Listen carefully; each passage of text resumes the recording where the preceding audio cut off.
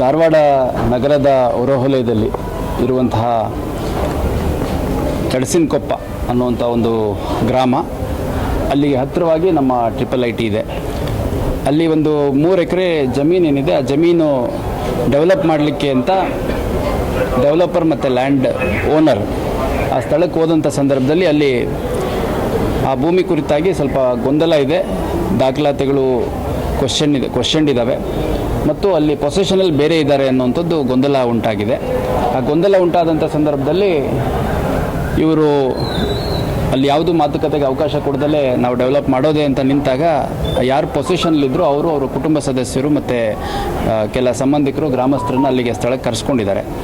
ಆ ಸಂದರ್ಭದಲ್ಲಿ ಒಂದು ಗೊಂದಲ ಉಂಟಾಗಿ ಅದರ ಜೊತೆಗೆ ಪರಸ್ಪರ ಸಂಘರ್ಷ ಆದಂಥ ಸಂದರ್ಭದಲ್ಲಿ ಯಾರು ಡೆವಲಪರ್ ಇದ್ದಾನೆ, ಡೆವಲಪರ್ ಜೊತೆಗಿದ್ದಂಥ ಒಬ್ಬ ಪ್ರೈವೇಟ್ ಗನ್ಮೆನ್ ಅವನು ಏರ್ ಫೈರ್ ಮಾಡಿದ್ದಾನೆ ಮತ್ತು ಎತ್ತ ಕಡೆ ಫೈರ್ ಮಾಡಿದ್ನೋ ಒಬ್ಬ ವಿಠಲ್ ಅಂತ 24 ವರ್ಷದ ಹುಡುಗ, ಅವನ ಕಿರುಬೆರಳ ಹತ್ರ ಒಂದು ಗುಂಡು ತಾಗಿದೆ ಅನ್ನುವಂಥದ್ದು ನಮಗೆ ಮಾಹಿತಿ ಬಂದಿದೆ. ಈ ಕುರಿತಾಗಿ ನಾನು ಸ್ಥಳಕ್ಕೆ ಕೂಡ ಭೇಟಿ ನೀಡಿದ್ದೀನಿ, ನಮ್ಮ ಅಧಿಕಾರಿಗಳು ಕೂಡ ಸ್ಥಳಕ್ಕೆ ಭೇಟಿ ನೀಡಿದ್ದಾರೆ.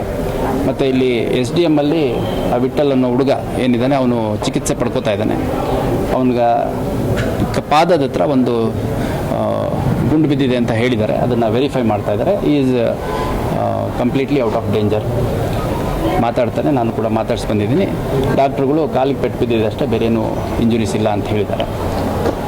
ಅದರ ಜೊತೆಗೆ ಈ ಘಟನೆ ಯಾರು ಕಾರಣ ಆಗಿದ್ದ ಆ ಪ್ರೈವೇಟ್ ಬಾಡಿಗಾರ್ಡ್ ಅವನನ್ನು ವಶಕ್ಕೆ ತೊಗೊಂಡಿದ್ದೀವಿ, ಅವನ ವೆಪನನ್ನು ಕೂಡ ವಶಕ್ಕೆ ತೊಗೊಂಡಿದ್ದೀವಿ. ಅದ್ರ ಜೊತೆಗೆ ಒಟ್ಟು ಆ ಸ್ಥಳದಲ್ಲಿ ಇದ್ದಂಥ 4-5 ಜನರನ್ನು ವಶಕ್ಕೆ ತೊಗೊಂಡಿದ್ದೀವಿ.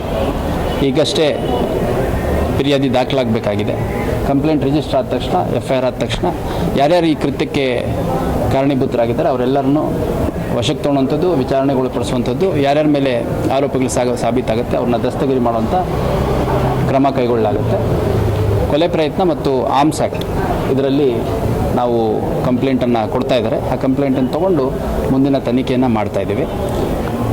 ನಾನು ಸಾರ್ವಜನಿಕರಲ್ಲಿ ಮತ್ತು ಮಾಧ್ಯಮದ ಮುಖಾಂತರ ಮನವಿ ಮಾಡುವಂಥದ್ದು, ಇಲ್ಲಿ ಯಾರಿಗೆ ಗುಂಡಿನ ಪೆಟ್ಟು ಬಿದ್ದಿತ್ತು, ಅವರು ಕಾಲಿಗೆ ಪೆಟ್ಟು ಬಿದ್ದಿದ್ದು, ಅವರು ಔಟ್ ಆಫ್ ಡೇಂಜರ್ ಇದ್ದಾರೆ. ಮತ್ತು ಅವ್ರಿಗೆ ನಾನು ಮಾತಾಡ್ಸ್ಕೊಂಬಂದಿದ್ದೀನಿ. ಮುಂದಿನ ಟ್ರೀಟ್ಮೆಂಟ್ ಏನಿದೆ ಅದು ಮಾಡ್ತಾರೆ. Is completely out of danger. ಕಾಲಿಗೆ ಪೆಟ್ಟು ಬಿದ್ದಿರೋದು ಬಿಟ್ಟು ಬೇರೆ ಯಾವುದೂ ಪೆಟ್ಟಾಗಿಲ್ಲ. ಯಾವುದೇ ಗೊಂದಲ ಮತ್ತು ವದಂತಿಗಳಿಗೆ ಕಿವಿ ಕೊಡಬಾರ್ದು. ಏನೇ ಕ್ಲಾರಿಫಿಕೇಷನ್ ಇದ್ದರೂ ನಾನೇ ವೈಯಕ್ತಿಕವಾಗಿ ಖಂಡಿತ ಕ್ಲಾರಿಫಿಕೇಷನ್ ಕೊಡ್ತೀನಿ. ಡೆವಲಪರ್ಗಳ ಹೆಸರುಗಳೆಲ್ಲ ಗೊತ್ತಾಗಬೇಕಾಗಿದೆ. ಈಗ ನಮಗೆ ಸದ್ಯಕ್ಕಷ್ಟೇ 1-2 ಹೆಸರುಗಳು ತಿಳಿದು ಬಂದಿದೆ. ಇವನ್ ಅಲ್ಲಿ ಯಾರು ಪೊಸಿಷನ್ಲಿದ್ದರೂ ಅವ್ರು ರೈತರು, ಹಾಗಾಗಿ ಅವ್ರಿಗೆ ಹೆಚ್ಚು ಮಾಹಿತಿ ಇಲ್ಲ. ಅಲ್ಲಿ ಹೋದಂಥ ಸಂದರ್ಭದಲ್ಲಿ ಅದೆಲ್ಲ ಇನ್ನೂ ಪತ್ತೆ ಮಾಡಬೇಕಾಗಿದೆ.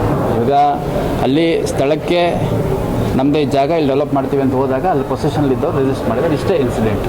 ಅದಾದಮೇಲೆ ಅಲ್ಲಿ ಗೊಂದಲ ಆದಾಗ ಆ ಡೆವಲಪರ್ ಜೊತೆ ಹೋಗಿದ್ದಂತಹ ಪ್ರೈವೇಟ್ ಗನ್ಮೆನ್ ಅವನು ಬಾಡಿಗಾರ್ಡು ಅವನು ಫೈರ್ ಮಾಡಿರುವಂಥದ್ದು, ಏರ್ ಫೈರ್ ಮಾಡಿದ್ದಾನೆ. ಮತ್ತು ಒಂದು ಗುಂಡು ವಿಠಲ್ ಅನ್ನುವಂಥ ಒಂದು ಹುಡುಗನಿಗೆ ತಗಲಿದೆ. ಇಷ್ಟು ನಮಗೆ ಸದ್ಯಕ್ಕೆ ಇರೋಂಥ ಮಾಹಿತಿ. ನಾನು ಸ್ಥಳಕ್ಕೆ ಹೋದಂಥ ಸಂದರ್ಭದಲ್ಲಿ ಅಲ್ಲಿ ಯಾರು ಪೊಸಿಷನ್ಲಿದ್ದರೂ ಅವ್ರು ಹೇಳಿದ್ದು ಒಂದು ಕೊಲೆ ಪ್ರಯತ್ನ ಮತ್ತು ಆರ್ಮ್ಸ್ ಆ್ಯಕ್ಟ್ ಸೇರಿದಂತೆ ಕಂಪ್ಲೇಂಟ್ ಕೊಡ್ತೀವಿ ಅಂತಂದು ಅಲ್ಲಿ ಅವರ ಪರಿಚಯಸ್ಥರು ಕೂಡ ಇದ್ದಂಥವರು ಕೂಡ ಅದನ್ನೇ ಹೇಳಿದ್ದಾರೆ. ಈಗಷ್ಟೇ ಇನ್ನು ನಮ್ಮ ಠಾಣೆಗೆ ಬಂದಿದ್ದಾರೆ. ಅವ್ರೇನು ಕಂಪ್ಲೇಂಟ್ ಕೊಡ್ತಾರೆ ಆ ಪ್ರಕಾರ ಅಗತ್ಯ ಕಾನೂನು ಕ್ರಮ ಕೈಗೊಳ್ಳಲಾಗುತ್ತೆ. ಆರೋಪಿಗಳು ಈಗ ನಮಗೆ ಸದ್ಯಕ್ಕೆ ಇನ್ನು ಕಂಪ್ಲೇಂಟಲ್ಲಿ ಅವ್ರು ಕೊಡ್ತಾ ಇದ್ದಾರೆ.